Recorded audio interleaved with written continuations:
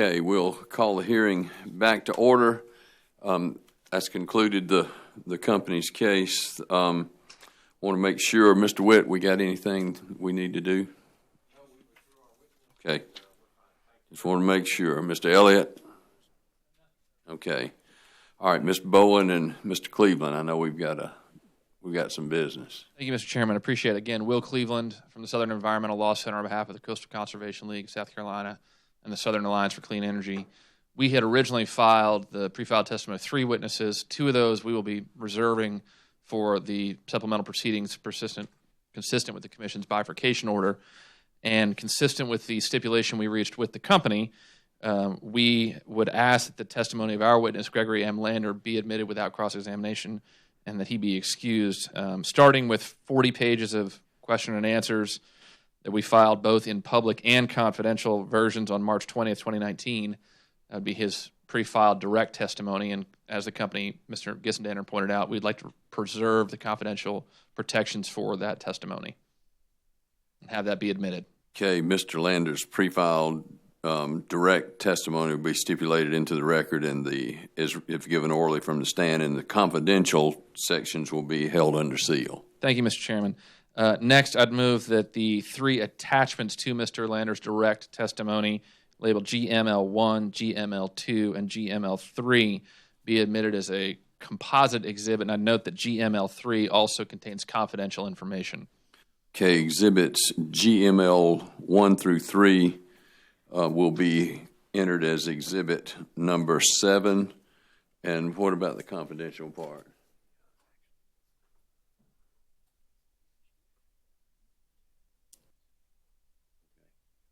Okay, so 3 has got the confidential. Yes, Mr. Chairman. Okay, we'll do 1 and 2 as exhibit number 7, and then we'll do exhibit number 3, the confidential exhibit, as number 8. Whatever the Commission thinks is best, Mr. Chairman. Thank you. And then lastly, we would move that the surrebuttal pre-filed testimony of Mr. Lander, which consists of 13 pages of question and answers, which we filed on March 29th, 2019, be admitted. Again, that has both confidential and public information in it, and we filed 2 versions. Mr. Lander's surrebuttal pre-filed testimony will be stipulated into the record as though given orally from the stand, and the confidential section will be held under seal. Thank you, Mr. Chairman, and that concludes all of our business. Thank you. Thank you. Okay, and Mr. Stark says we will need a verification file for that testimony. Yes, sir. Thank you. Okay, ORS. Thank you, Mr. Chairman. ORS will call its panel of Anthony Brazino, Anthony Sandonato, and Robert Lawyer.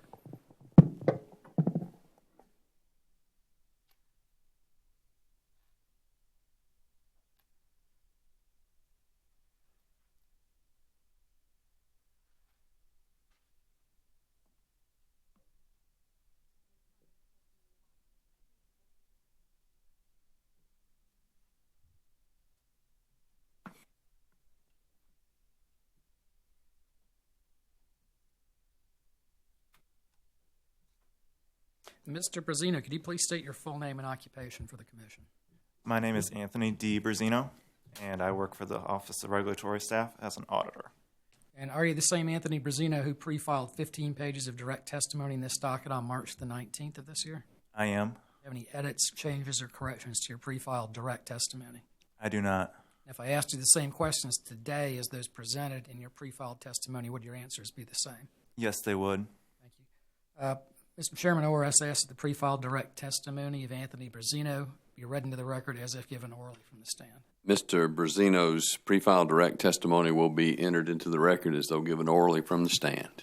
Mr. Brazino, did you file as attachments to your direct testimony a series of exhibits marked as Audit Exhibit ADB1 through Audit Exhibit ADB9? Yes, I did. Do you have any changes, edits, or corrections to any of those exhibits? No, I do not. Thank you, Mr. Chairman. ORS asks that the Audit Exhibits ADB1 through ADB9 attached to Mr. Brazino's pre-filed direct testimony be entered in the record as the next composite hearing exhibit. Mr. Brazino's audit exhibits ADB 1 through ADB 9 will be entered as a composite hearing exhibit number 9. Thank you, sir. Mr. Brazino, did you prepare a summary of your testimony? I did. Can you please present it for the commission? Absolutely. Good morning, Mr. Chairman and members of the Commission. The purpose of my testimony is to present the results of ORS's examination of SC&G's books and records as they pertain to the company's operation of the fuel adjustment clause in the current filing. ORS examined and verified the monthly over and under recovery balances as recorded by the company for the actual period that ended December 2018. The ORS agrees with the ending over and under recovery balances as stated by the company for the actual and estimated periods as indicated on page 14 of my direct testimony. This concludes my summary. Thank you, sir. Mr. Sandinato, on to you next. Could you please state your full name and occupation? Yes, my name is Anthony Sandinato, and I'm employed by the Office of Regulatory Staff as a regulatory analyst. And Mr. Sandinato, are you the same Anthony Sandinato who pre-filed 9 pages of direct testimony in this docket on March the 19th? Yes, I am. Do you have any changes, edits, or corrections to your pre-filed direct testimony? No, I do not. If I asked you those same questions today as those presented in your pre-filed direct testimony, would your answers be the same? Yes, they would. Thank you. Mr. Chairman, ORS asks that the pre-filed direct testimonies of Anthony Sandinato be read into the record as if given orally from the stand. Mr. Sandinato's pre-filed direct testimony will be entered into the record as though given orally from the stand. Thank you, sir. Mr. Sandinato, did you also file several attachments to your direct testimony, exhibits which were marked as AMS 1 through AMS 10? Yes, I did. Thank you. Any changes, edits, or corrections to any of those? No. Thank you. Mr. Chairman, ORS asks that exhibits AMS 1 through AMS 10, which were attached to Mr. Sandinato's pre-filed direct testimony, be entered into the record as the next composite hearing exhibit. Mr. Sandinato's exhibits AMS 1 through AMS 10 will be entered as hearing exhibit number 10. Thank you, sir. Mr. Sandinato, did you prepare a summary of your testimony? Yes, I did. Please present it for the commission. Certainly. Good morning, Mr. Chairman and members of the Commission. My testimony sets forth the ORS's findings and recommendations resulting from our examination of SCE&G's fuel expenses and power plant operation used in the generation of electricity to meet its South Carolina retail customer requirements. Meetings were held with various company personnel representing a variety of areas of expertise to discuss and review the company's fossil and nuclear fuel procurement, fuel transportation, environmental cost, and compliance procedures, nuclear, fossil, and hydro generation plant performance, plant dispatch, forecasting, and general company policies and procedures. ORS reviewed, among other materials and documents, the company's monthly fuel reports, including power plant performance data, unit outages, and generation statistics. Comparisons of actuals to estimates were evaluated for both megawatt-hour sales and fuel costs. ORS also analyzed SCE&G's fuel projections. ORS reviewed the company's operation of its generation facilities and concluded that the company made reasonable efforts to maximize unit availability and minimize fuel cost. Additionally, ORS determined that SCE&G took appropriate corrective action with respect to any outages that occurred during the review period. With respects to forecast, ORS reviewed the forecasted maintenance schedules for the company's major generation units, as well as company's fuel price forecast for nuclear, coal, and natural gas. ORS also reviewed the company's load forecasting and ensuing dispatch procedures. Based on our review, ORS believes SCE&G's forecast is reasonable. ORS supports the stipulation filed with the Commission on April 2nd.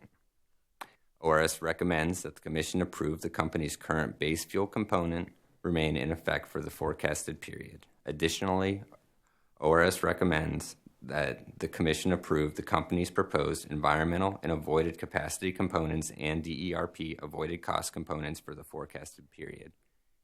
If approved by the Commission, the rates proposed would decrease the average monthly bill for a residential customer on rate 8 using 1,000 kilowatt hours by 20 cents.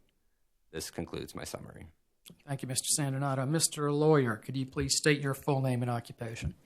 Yes, my name is Robert A. Lawyer. I'm a senior regulatory manager with the Office of Regulatory Staff.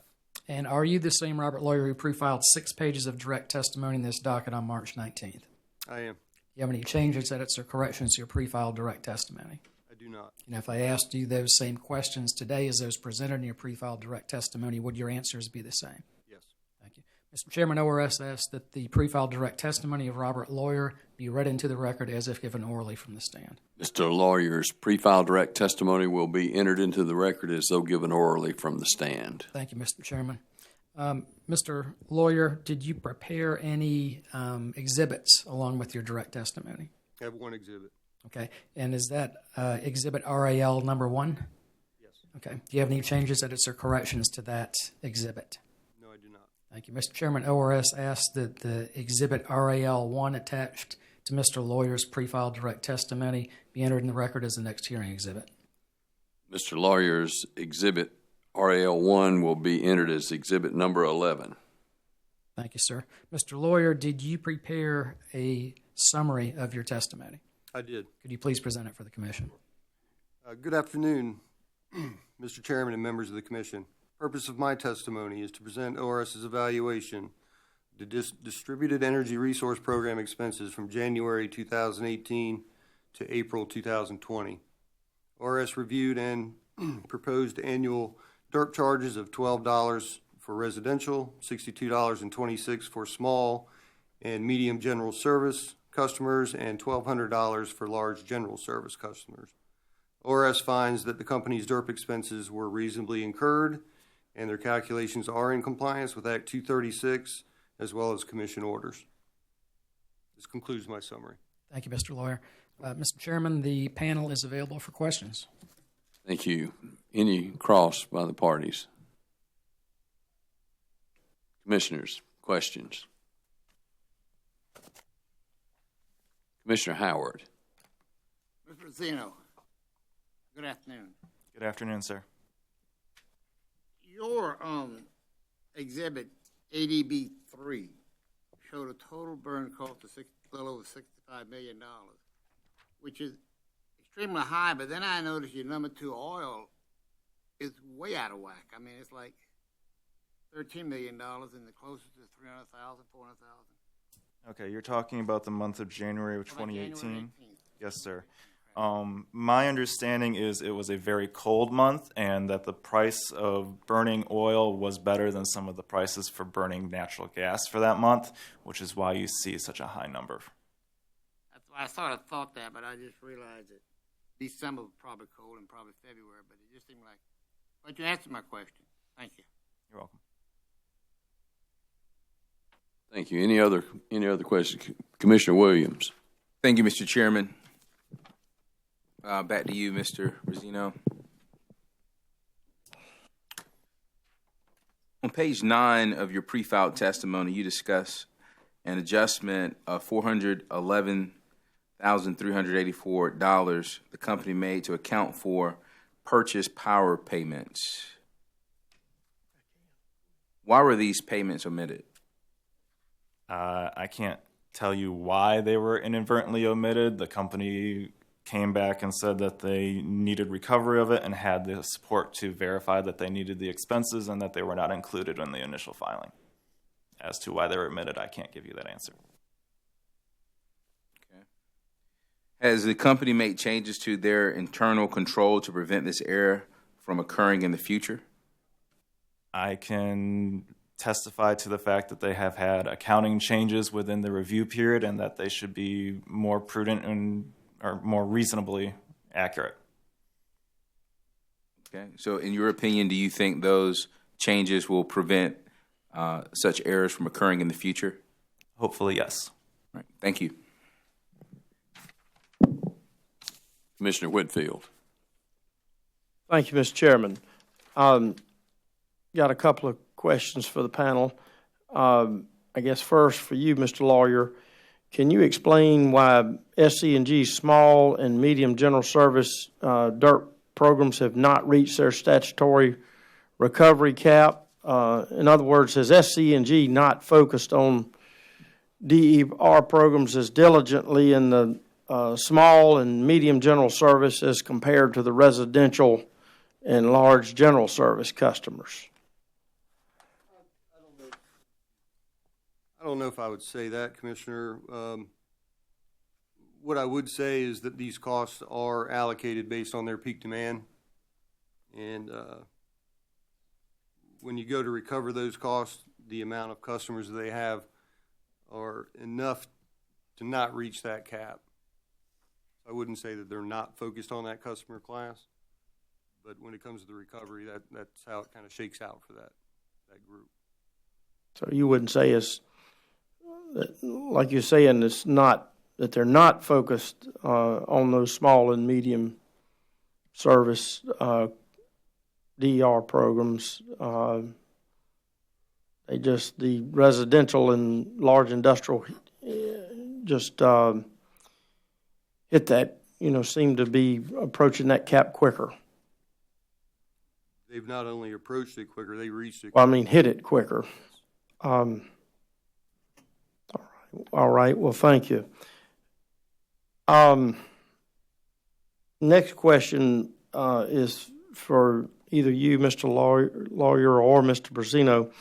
I think y'all were both in the room, or were all in the room, when Commissioner Hamilton asked Mr. Rooks a question about the company being willing to accept a $35 million under recovery for this forecasted period. And of course, this is not certainly by any stretch of the imagination the largest under recovery we've seen, but what is ORS's position on that? Ultimately, I did hear Mr. Rooks answer that company wanted to have some rate stability, and actually this would show a slight decrease, I think 56 cents. But ultimately, the ratepayers are going to have to deal with this under recovery at some point. And of course, the carrying cost, I think, was 65 basis points of the 3-year Treasury. So does what's ORS's position on this? I can say that ORS agrees with Mr. Rooks. We're all in favor of price stability for customers. And I don't think this is precedent setting. We have done this in the past, and we agreed with it this time as well. Right. So it's something you just think a year from now in the next fuel proceeding we can revisit and see where the balance is, where the balance is at that point. Yes, that's correct. Did you have something, Mr. Sandonato? Yes, Commissioner Whitfield. If I could echo what Witness Rooks stated, we'll also be monitoring this monthly, and if we need to bring it to your attention, we plan on. All right. Thank you. That's all I have, Mr. Chairman. Thank you. Commissioners, other questions? Commissioner Urban. Thank you, Mr. Chairman. Mr. Sandonato, did the ORS review of the accuracy of the company's forecasted fuel costs include reviewing the forecasting models and techniques? We did not review the forecasting models, but we reviewed the inputs into those forecasting models. Do you think it might be helpful going forward to actually take a step back and look at the models themselves, just to be sure that they're using best practices and that kind of thing? I believe additional review could never hurt, but we believe that if you have good inputs going in, then you'll have good outputs coming out. Thank you, sir.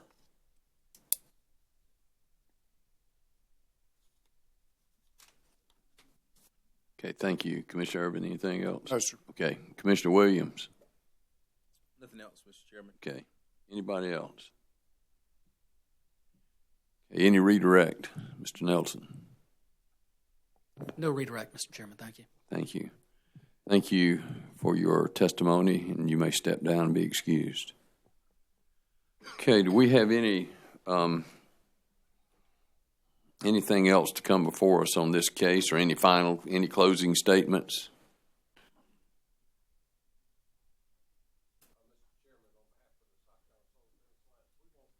Make sure you get that microphone, Mr. Witt. We want you to go.